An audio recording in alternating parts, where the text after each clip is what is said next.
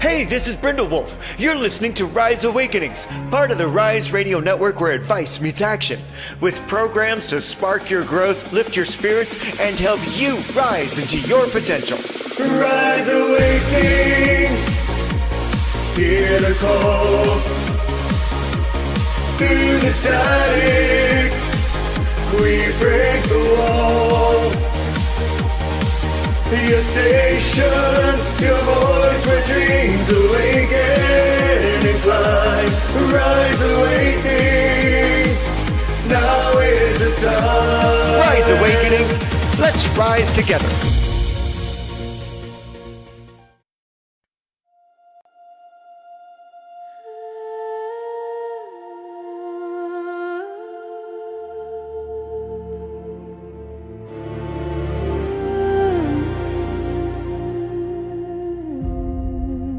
Start with the quiet parts, the things you hide behind your laugh. Sit with the ache a while.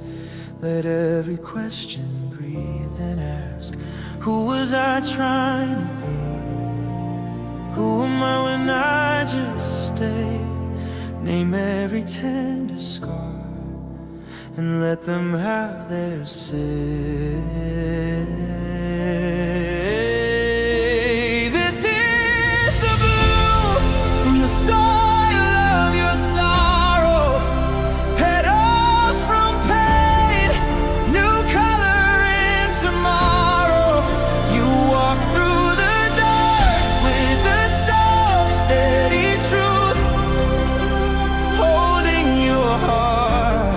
Till your heart carries you. This is the blue.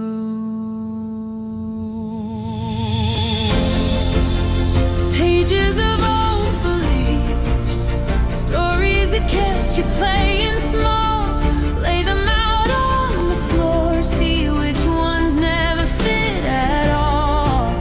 Offer your younger self a kindness you never.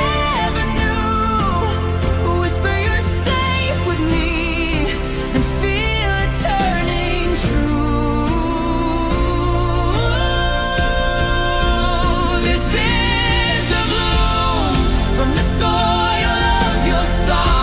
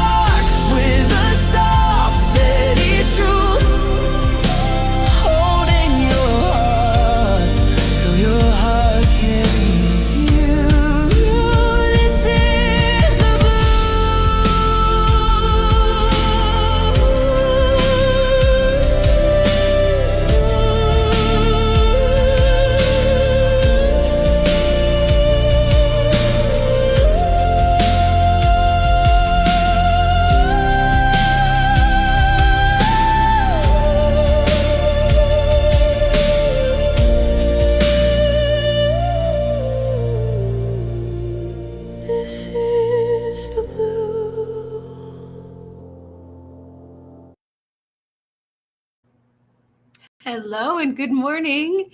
Hi, everyone. Welcome to the Bloom. Happy Monday. And if you're new here, I share wisdom based on my personal experience and knowledge from my educational journey, from my healing journey, from my professional journey, and always coming from that heart-centered space in the greatest degree of love. So take what resonates, leave what doesn't. Now, the chat questions will be answered as quickly as we can in the order in which it was received. So please make sure that you are thinking of your questions as we're talking so Micah can get them up when the time comes. Speaking of Micah, thank you. Thank you for keeping Rise Awakenings alive, for keeping Rise Radio alive. Founders Day is coming up, everyone. So I'm going to give this shameless plug to Founders Day on Thursday. It's this Thursday.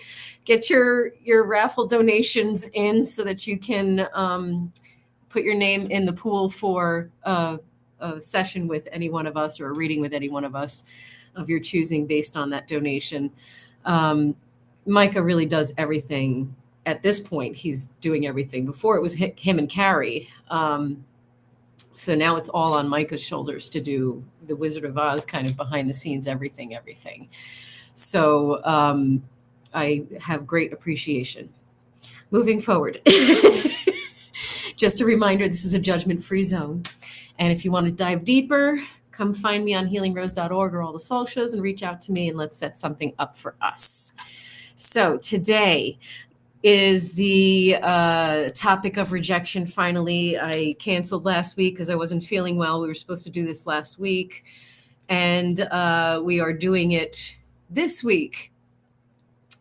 Interestingly enough, as spirit works, when I was going to do this last week, I wasn't experiencing rejection in my own personal life, and I think spirit postponed it for me because I need to feel some rejection wound stuff come up for me this week so I can kind of practice what I'm preaching. So let's dive in. This one's going to be a little interactive because I want to begin with asking all of you to think about a time that you felt rejected. Okay? Not necessarily your biggest heartbreak. It could even be something like not getting a job, not being chosen, feeling excluded somewhere, a friendship that's fading away, someone not texting you back, being criticized, feeling misunderstood, or even rejecting yourself for before someone else has a chance, right? So take a breath and notice what comes up for you, because rejection is something every single one of us experiences. It is part of being human. Unfortunately, but fortunately, because it's telling us something. So yet, for many of us, rejection doesn't simply hurt in the present moment, right? It awakens something much older, this wound, this deep rejection wound, right? It touches a wound that already exists from a long time ago. And so I want to explore the idea for a moment of original rejection as you're thinking of times you felt rejection. So we do carry the wounds from our rejection in childhood. Maybe we weren't accepted for who we naturally were. Maybe we learned that love came with conditions, right? Maybe our emotions weren't welcomed. Maybe we felt invisible. Maybe someone left us. Maybe someone stayed physically but emotionally completely unavailable. All these little things. Children don't have the capacity to say, this adult is struggling, right? What happens with us? It turns right back inward as a child. There must be something wrong with me. Those beliefs become unconscious programs, don't they? I'm too much. I'm not enough. I have to earn love. I have to be perfect. I have to keep everyone happy, right? I'll probably be abandoned. This is the crap that we tell ourselves, right? This is what it turns into. And these beliefs become the invisible lens through which we interpret our adult life, okay? So the rejection isn't happening only now. It's echoing through space and time. How does it show up as adults? I'm about to call all y'all out, so get ready. Because it doesn't always look like pain. Sometimes it looks like overachieving. Sometimes it looks like perfectionism. Sometimes it looks like people pleasing. Sometimes it looks like overworking.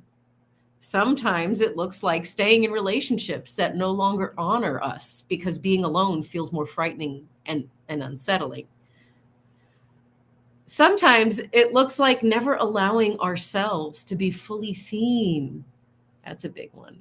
Sometimes we reject opportunities before applying because we're convinced we're going to hear no. Sometimes we don't speak our truth because we assume it won't be received. Sometimes we become the one who leaves first. If I reject you first, you can't reject me. You know, that old thing. We're all guilty. Sometimes we become hyper independent. Who has trouble asking for help, right? I don't need anyone, right? But often it isn't independence, it's self-protection, isn't it? Sometimes rejection creates mass amounts of anxiety, which creates avoidance, which creates controlling your circumstances, control, right? So all these different behaviors, same wound, rejection. The fear that if people truly knew us, they would not choose us. So what is the cost of that? Right? Because the difficult part is that we don't just experience rejection. We organize our lives around avoiding it. Let me say that again. We organize our lives around avoiding rejection. Let that sit in for a second.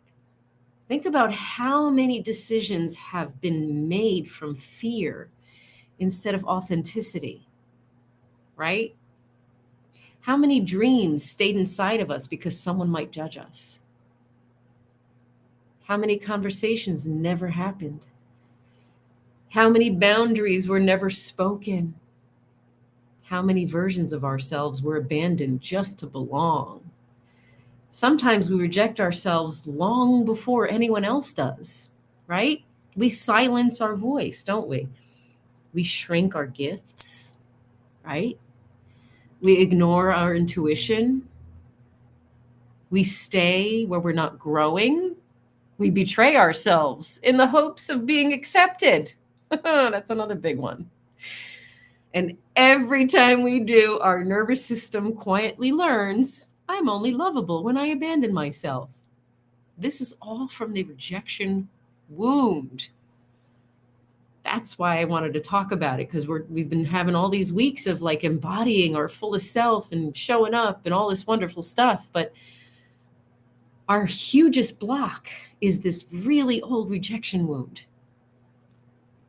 So how do we shift away from that? So healing rejection doesn't mean that you're never going to experience rejection again. We're going to experience a lot of crap. It's how we respond to it, right? It's defining it. How do we define this rejection? Are we allowing rejection to define our worth, our value? Are we giving our power to that rejection? So here's some shifts to have the power to change everything. So let's talk about it. So instead of asking, why wasn't I chosen?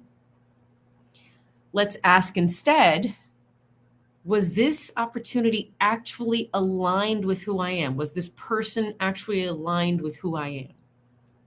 Okay, let's shift it into alignment with my authentic self and put ourselves back on the priority list instead of taking personally that rejection. So instead of asking what's wrong with me, let's ask instead, what is this experience trying to teach me? So instead of believing I'm not enough, practice believing it's not simply the right fit, period. It's just not the right fit. Not every door is meant for us. Not every door is ours. Remember that. So not every relationship is meant to continue either. Not every opportunity comes along your way is for you either. So none of that stuff has anything to do with your value. It does not make you any less valuable. It does not make you any less human. Okay? You are human. You have to remember someone else's inability to see your value does not determine your value. You have to remember that people can only meet us from the depth to which they have met themselves, projecting the limitations onto us. You have to remember that sometimes people reject what they don't understand. Oh, us neurospices. That's the rejection I received this week because I made a mistake because of how my brain works and operates, and I forgot a really important boundary and offended someone legitimately. That's the problem. That leads to feeling misunderstood, feeling misinterpreted, feeling unseen, because that's not where my heart is. It's my brain did not even have that in its capacity in that moment. So like I had to experience with that reminder myself so I can walk myself through all of this healing right now, live in action. So sometimes people reject what they don't understand. And sometimes they reject what they're afraid of. That's another side of this. Are they afraid of the idea that you are a good person and you are a joyful person and you are a happy person? Is that being rejected? Is that why you're feeling rejected and afraid of being seen? They kind of work hand in hand. So that's another way to see the person. Okay. So also wanting you to remember that sometimes people reject you because something about you reminds them of something that they have unresolved within themselves, right? All this stuff needs to be taken into consideration before you jump to the whole, I'm not enough, I'm not worthy, and I suck. This is where we jump to because we're trained that way. So in order to stop ourselves from going down that road, we have to remember what the reality is. And all of these mindsets are helpful in healing and rebuilding your self-trust from those rejection wounds is where the real work comes in. So one of the greatest gifts rejection can offer us is the opportunity to deepen our self-trust. It certainly gives us a shit ton of practice, doesn't it? Okay. So here's what we can do. When we're rejected, our first instinct, right, is often to look outward. What do they think? What did I do wrong? How can I change? So the shift is, what do I know to be true? What feels aligned with me? What does my heart need? Okay. Asking yourself those questions helps you grow and build the self-trust. And every time we keep promises to ourselves from whatever we intuit, we honor our boundaries, right? Every time we honor our boundaries, every time we rest, every time when we're tired, we actually allow ourselves to rest. Every time we choose honesty over approval, right? Every time we don't betray ourselves because we're honest instead of worrying about if we're going to get approved. Every time we listen to our intuition. Self-love isn't convincing yourself that you're perfect. It's deciding you won't abandon yourself on hard days, especially on hard days. And that's where the most rejection comes into play. Because whether it's someone else rejecting us or we feeling rejected, we're rejecting ourselves on some level. So the goal is not to feel worthy only when life is going well. The goal is to remember your worth even when life is saying nope. Okay? We already know about rejection as redirection. I talked about this in the past. So reminding ourselves that looking back over our lives, how many times we felt devastated in a moment only to realize later that made space for something far better to come in, right? So let's reflect on those times that we got redirected. The job that we didn't get, the relationship that ended, the friendship that changed, the opportunity that disappeared. At those times, it felt like, oh my God, that's the worst thing on the planet, right? Later, it became very clear. It became a direction for you to step in, right? It was protection from experiencing things that you weren't meant to experience. It was preparation for you to learn more about yourself to move forward. Sometimes it was an invitation to become somebody new, right? Well, I'm just going to start over, right? Sometimes life closes a door because we've been knocking on the wrong door. So rejection is inevitable in those circumstances. So shifting our mindsets to these are healthy ways to get ourselves through that rejection wound and stop ourselves from going down those roads where we're attacking our self-worth. Okay? Because it's not because we're unworthy. It's because sometimes something more aligned is waiting for us on the other end of this rejection wound. And we're building our self-trust by giving ourselves grace and space to see the protection, the redirection, and the understanding, the deeper understanding. So we have to ask ourselves, will I trust the path even when I can't see where it's leading me? Okay? That's the question rejection is asking us to reflect on. We reject others accidentally sometimes, don't we? Sometimes we dismiss their feelings. Sometimes we make assumptions instead of becoming curious about what their intentions or meaning is. Sometimes we're uncomfortable with their feelings, so we just don't want to deal. Sometimes we don't want to communicate. We just withdraw from them, and that withdrawal becomes the rejection. Sometimes we judge before we have an understanding of where they're coming from and what their experiences have led them to, right? So we can unfortunately, unintentionally reject people because of our own discomfort sometimes. When we expect perfection from others, we're expecting perfection from ourselves. And that means we're rejecting a lot of aspects of ourselves that don't fit into this programmed idea of what that looks like. And when we stop seeing someone's humanity, right, because they've disappointed us or because we have expectations, we reject them. And sometimes we reject people because they mirror a part of ourselves that we haven't accepted about ourselves yet. So this rejection wound works in both directions. We're rejecting just as much as we're feeling rejected.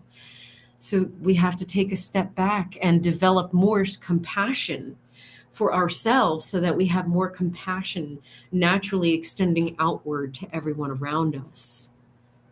We have to move through the rejection like we move through every trigger. Pause, breathe, putting your hand on your heart, noticing that younger part of yourself, feeling that pain, reflecting on whether this particular moment is carrying that same energy or if it's just reminding you of it because maybe that person hasn't learned yet how to compassionately move through rejecting or disagreeing or saying no to you in a healthy way themselves, but they don't mean to harm you. You know, like there's old feelings here that are in need of some gentle love and compassion. Okay. Often you'll discover that the intensity belongs to the younger version of yourself that was hyper criticized and felt like they couldn't do anything right and who simply just wanted to be loved, flaws and all. Quote, air quotes on the flaws, because we're not flawed.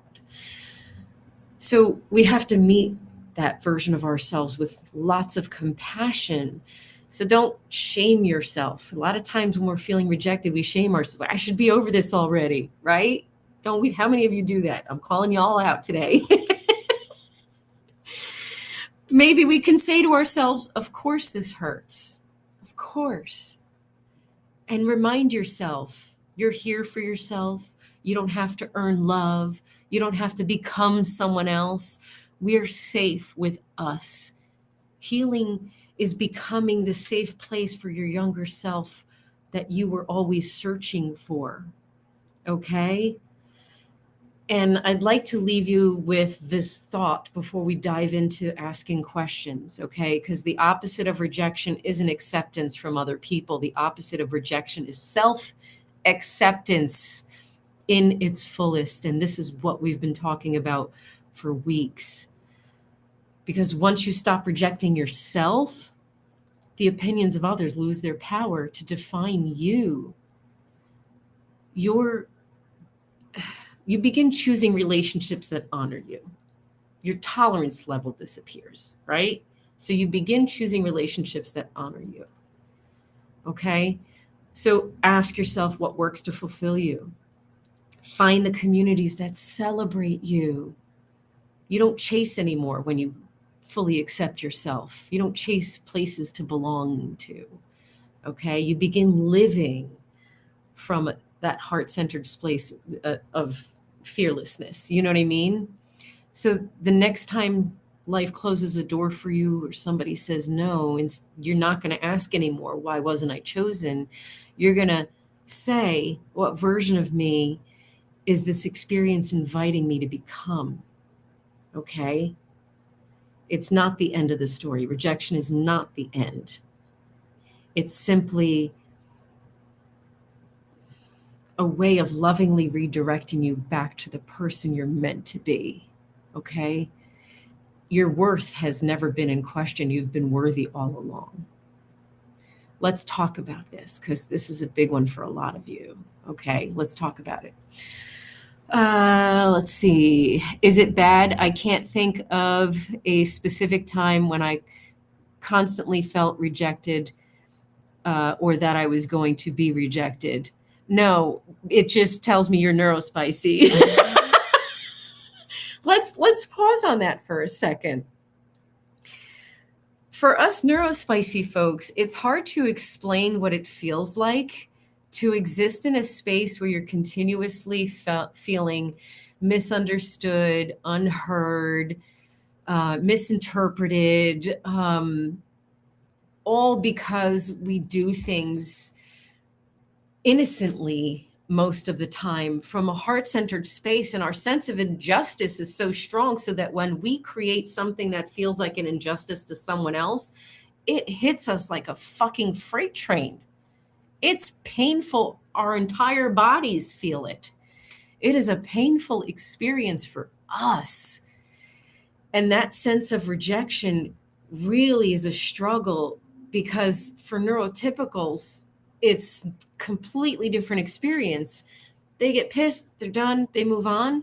For us, it lives in our bodies for a very extended period of time because we've only ever felt like we can't do anything right and we fuck everything up and we're just something wrong with us because we can't remember stuff when we need to remember stuff. We remember it when we're reminded, and sometimes when we get reminded, it's unfriendly, unkind, and it's projected pain onto us.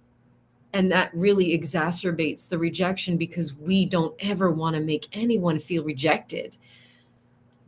So we walk around feeling more rejected than ever by everyone, and yet we never want anyone to feel rejected. So anytime we get rejection, it's exacerbated 1,000 times. I don't know if that's a good description, but if that's a good description, let me know in the comments if you all feel that. You know, whatever rejection experience I experienced this week, I'm still fucking holding it. It's still in my body. I'm still working through it. It's not gone. Yeah, thank you. Right, we lose sleep over it. I'm seeing the comments now. It's physically painful. We lose sleep over it. We ruminate over how could I have spoken something differently. It's a whole different universe that we live in as a neurodivergent physical experience. And so I know there's a lot of neurospicy people in this group because we're the most traumatized. So just get that. Who share some experiences with me of your trauma.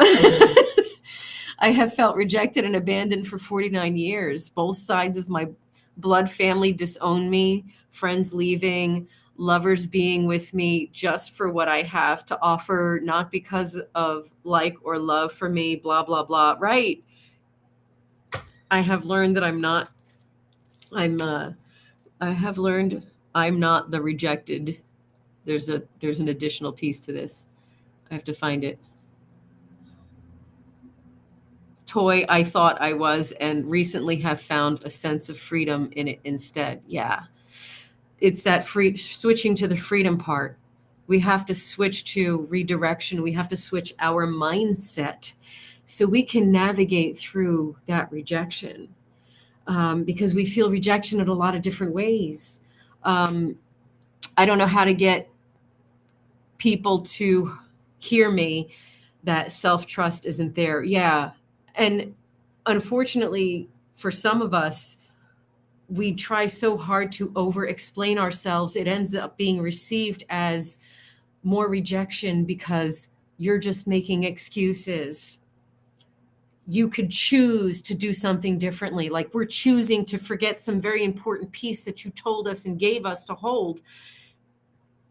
How can we trust ourselves if we're so irresponsible with someone else's trusted thing? You know what I'm saying? Like we're not doing any of this intentionally. So of course we're our own worst critics. We create a lot of our own rejection pain.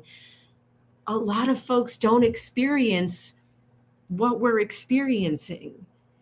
So the work for us is so much more important because we need to build that self-trust by shifting our mindset to that of the redirection, the let me put this in perspective of the reality of the circumstances and situations. Let me remind my nervous system that I am my safe place and I give myself grace non-judgmentally.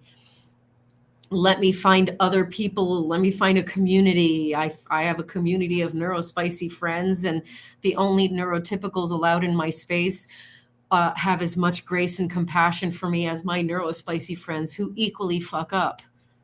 And none of us are fucking up. I'm putting air quotes around that term.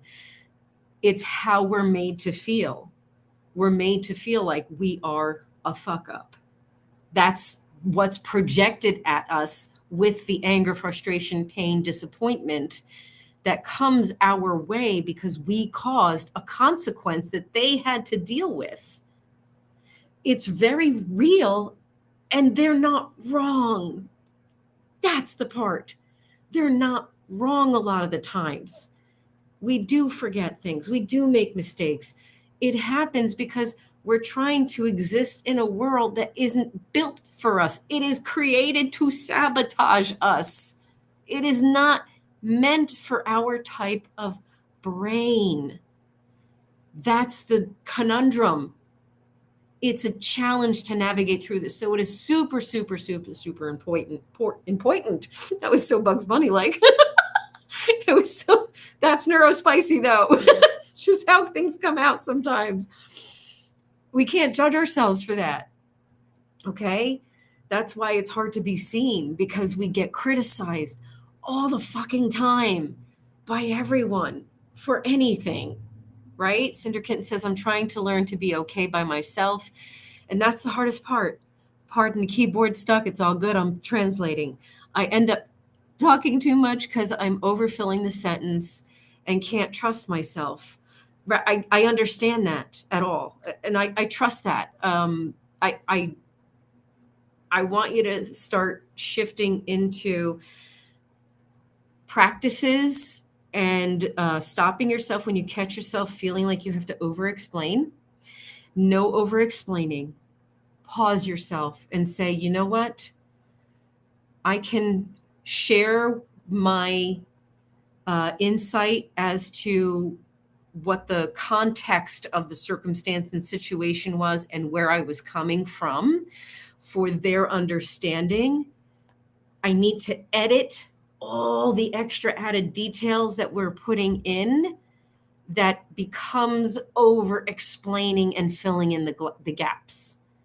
Okay, so we're going to get really good and practice thinking about what it is that we're feeling, thinking about how can I share what the reality of the circumstances and my intention was, short and sweet. so I don't lose them in a big story. Okay?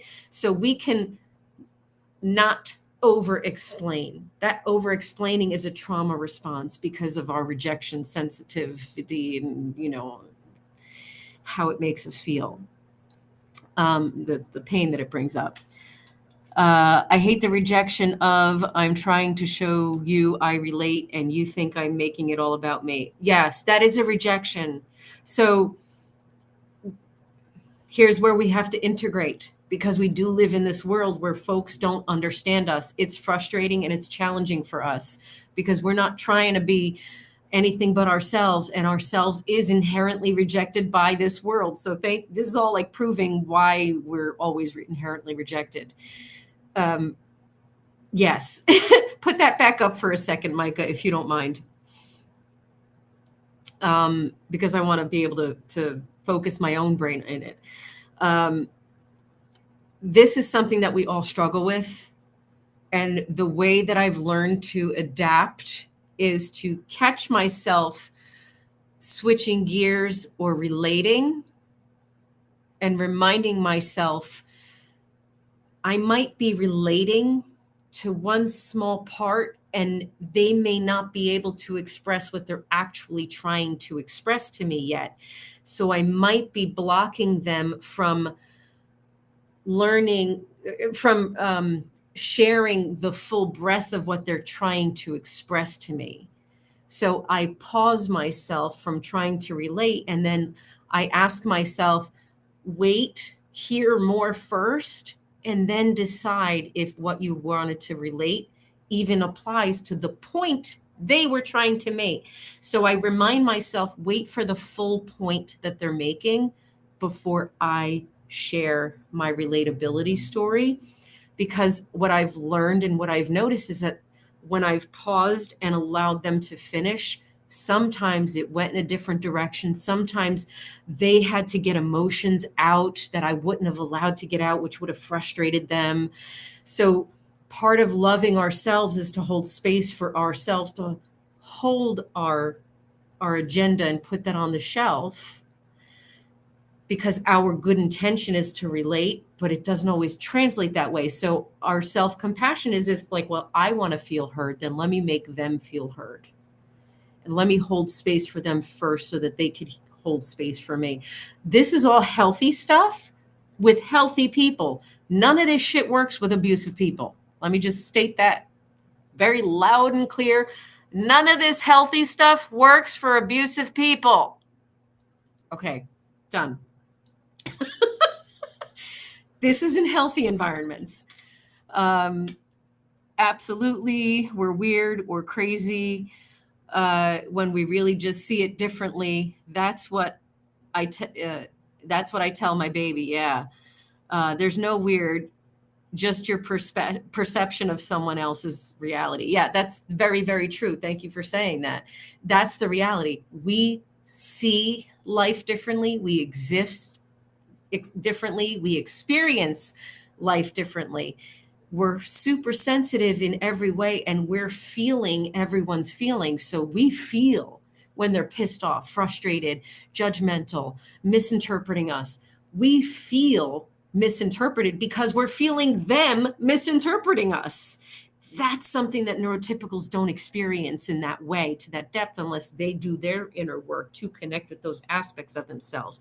And even then it's slightly different because their brain isn't wired the way ours is, to have receptors everywhere taking in all of this extra sensory stuff. That makes sense? That was a lot, but you know what I mean? It's a lot for us. So rejection happens differently in neurotypical bodies than it does in the neurospicy body. So the neurotypicals, they have a different way of moving through how that moves into their body. We never stop experiencing rejection. Our joy is shamed, our mistakes and the way things processing and comes out of our mouth, and we make mistakes with our sentences and words, like our brain doesn't work that way. It just processes things differently. So we're always going to be giving someone an opportunity to criticize, mock, shame, whatever. That's on them though. That's their heart. That's where they're at, which is why community and finding your tribe is important, because you do desperately need to surround yourself with people who have grace and compassion for your different brain and nervous system. Okay? Neurotypicals will move through the emotions much faster and easier, and they'll move past it. Neurospices hold it in their bodies. Could take a long time sometimes. And sometimes it never leaves. We never feel safe because we're re-injured all the fucking time. Right? So that's why our mindset shift has to happen so quickly. What was that was going to pop up on the screen that you wanted to put up? Or not. Maybe it wasn't. Okay, so maybe we're not popping it up. I had an ex who was schizophrenic and swore birds were cussing her out. She would yell back at them, and I could tell she could see it, and I felt bad when she couldn't hold it in. Wow. Yeah, and on a note with mental health, as far as the diagnoses, I'm not saying this is true for every schizophrenic, but there are, on a spiritual level, unaware schizophrenics can, at a lower vibrational state, are experiencing different timelines at the same time in multidimensional. They're living a multidimensional experience in a completely unaware state in fear, which is all of that negative stuff. So instead of hearing, oh, the birds are cheering me on, they're hearing the birds are pissed off at me and they're getting pissed off. And it's a negative thing. And they may be experiencing that frequency because there might be open to those different frequencies, and it's seen as a mental illness. So like there's different degrees of that. There's a different levels of the spectrum of that, because it is debilitating in a lot of individuals. And there's a spectrum for that. So I just wanted to point that out too, because I know a lot of folks get, especially the neurospices, we get slapped with all these diagnostic labels in our experiences that exacerbate the rejection stuff and then keep us stuck there. And I don't want you to feel like you got to get stuck there, because what we give you on all of these shows on Rise Awakenings is the tools and the mindset shifts and the things that you need to do in order to help yourself to move through it, to bring your own self-regulation, nervous system safety, and mind-heart coherence into play. The stuff that we're teaching you will help you navigate life so much more simply, so much more smoothly, so much more compassionately and lovingly. And that will then outwardly be your bubble of protection for yourself from receiving the rejection. The only reason why I experienced rejection in my experience this week is because it was someone in my close proximity. So if it's someone in my close proximity, of course I'm going to feel bad, because my heart is in you and I don't want to hurt you. That hurts me 1,000 times more than you're going to feel. You know what I'm saying? And they're not neurospicy, so they don't get it. So, I hate to admit it, but I still really struggle with rejection from my mom. Yeah. Oh, the family rejection. Let's talk about that for a minute, because there was a few in here about the family rejection. A lot of family rejection in here. That hurts the most, because they love you, and having to radically accept the idea that their love is limited, their love has conditions, because they're limited in their beliefs and they have limited awareness, that we feel re-abandoned continuously, re-neglected, re-refused, re-rejected every single time. They misunderstand us and refuse to see us for who we truly are, and to recognize us for who we are. So I know that the family aspect is the hardest one for us to navigate through. There has to be that. We've talked about this in previous shows too. And I know we've talked about this on Phoenix Talks. We've talked about everything I'm talking about on Phoenix Talks. In fact, I'm going to plug the song that we're going to play at the end of this because we did a rejection one on a Phoenix Talks. We're going to play that rejection song at the end of this, so you get a special treat today. I know we've talked about all of this stuff, so we really have to give ourselves space to understand that we can give ourselves permission to emotionally detach, that we got to hold space for ourselves to do that. We have to give ourselves permission to do that. We can detach from the value that we place on their opinion of us.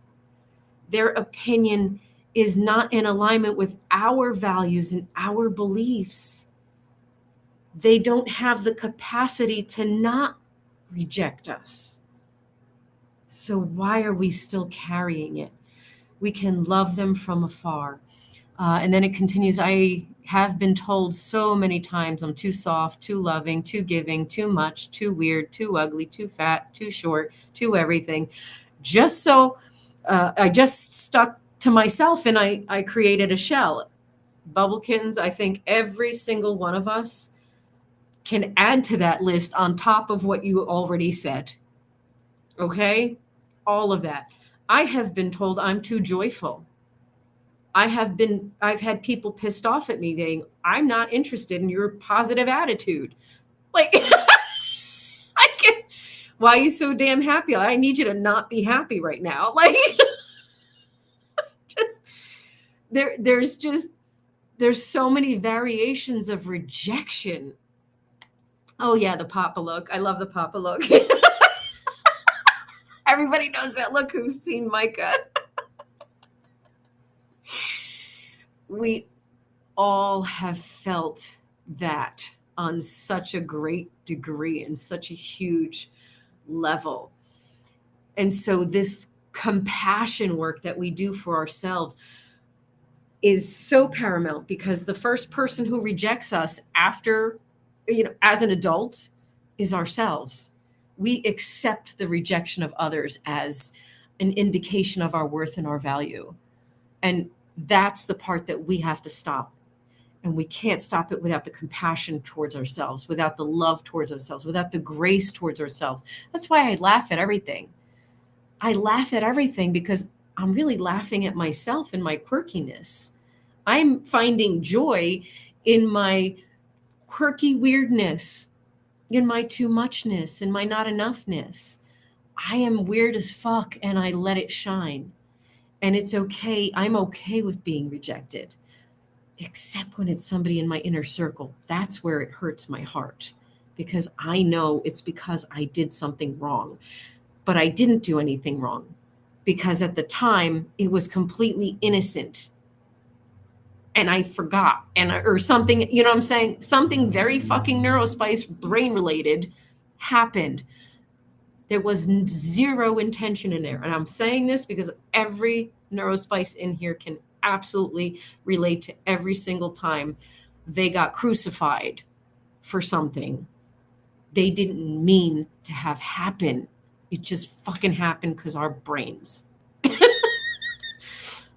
I feel that every one of us feels that pain, and every one of us wants to cry about it. And we should, because we do need to feel frustrated for ourselves. We do need to allow ourselves to move through the emotions, that frustration that we feel, that comes from feeling unseen, unheard, misunderstood, misinterpreted too much, that never-ending list of we're not accepted. That's what it boils down to. We're rejecting ourselves, so we're not fully accepting ourselves. Your homework, deepest, most deep layers of compassion. I am enough. I am compassionate. I am worthy. I am valuable. All of those things. And reminding yourself their rejection has no indication of my worth and my value. That sometimes is, and adding context for someone does not require you to give a novena of circumstantial evidence of why you're innocent. Okay? The healthiest thing we can do is to own it when we fuck up and say, this is what my brain was doing in that moment. It was not intentional. After you got pissed at me is when it flooded back from that archive it's been filed in. Okay. So we have to give ourselves grace for our body, the way our body works. Okay. We have to self-accept, because when we self-accept, we don't tolerate someone else's projected pain onto us, right? We don't accept that in our space becomes, and the people in our space become loving and compassionate and graceful, because we're no longer tolerating someone else's discompassion towards our violation. Because folks don't need to project their anger at you. And I want to make that very clear. We're allowed to be frustrated with how we get stuff projected at us in rejection. We have to feel that and acknowledge that feeling and validate our feeling, okay? A lot of people are taught to project their anger at you. Nobody should be projecting anything at you, because technically we're all supposed to be working it out ourselves, within ourselves first. All of this stuff is an inside job. I get pissed off a lot, but I don't tell you. I'm going to first work it out within my head. And then if there's something that I need to address with you, I allow myself to walk through it until I feel like, okay, this is at the root of that pain for me. Let me bring this need to that person. Therefore, my focus is on this need, and then ask for that need. So no one should ever be projecting their fucking pissed offness at you, ever, in any form. That I want you to understand very clearly. You're allowed to feel frustrated and hurt. Please validate yourself. Validate those parts of you and give yourself so much grace and compassion and self-acceptance for that pain and for this experience. Doing this shift work is what navigates us through it in a healthier, more peaceful and loving way. Okay? It's going to happen from time to time. We just got to own it and walk through it. All right, with compassion and love. I'm going to plug Founders Day one more time. I can't wait to see everybody there. It's going to be an amazing day with an amazing lineup. Go to Embers of Light for it, and enjoy. I forgot what topic we're doing on consideration. Comparison. Are we doing? I think we're doing comparison on Wednesday, which is another amazing song for Phoenix Talks.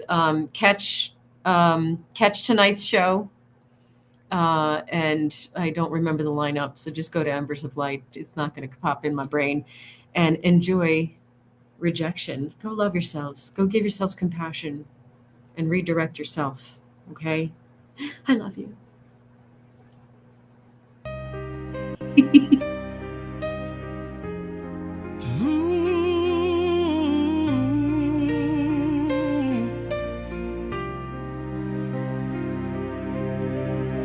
Walking by a mirror, avoiding the reflection, eyes not making contact, constant redirection, covering the sadness written on the face, checking every detail, masked firmly in place.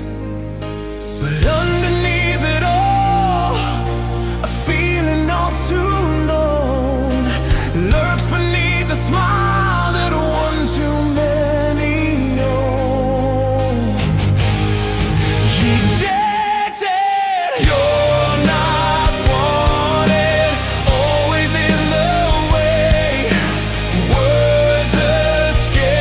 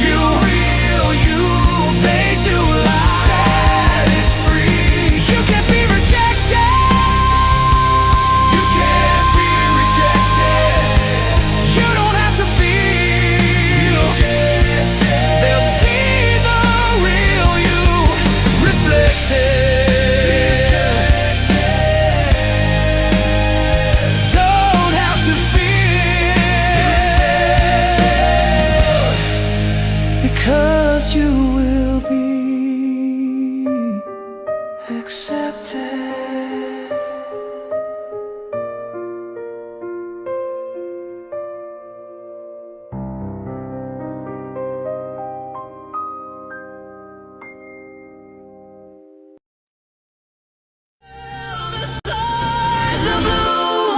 From the soil of your sorrow, petals from pain, new color in tomorrow. You walk through the dark with a soft, steady truth, holding your heart till your heart can ease you. This is the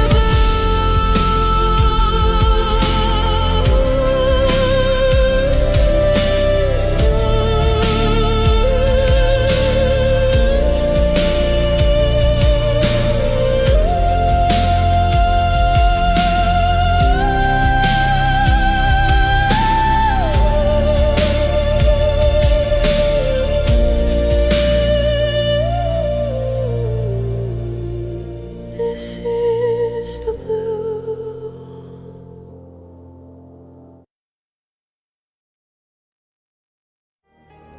Hey, this is Brindle Wolf. You're listening to Rise Awakenings, part of the Rise Radio Network where advice meets action, with programs to spark your growth, lift your spirits, and help you rise into your potential. Rise Awakenings, hear the call. Through the static, we break the wall. Your station, your voice where dreams awaken and climb. Rise Awakenings, now is the time. Rise Awakenings, let's rise together.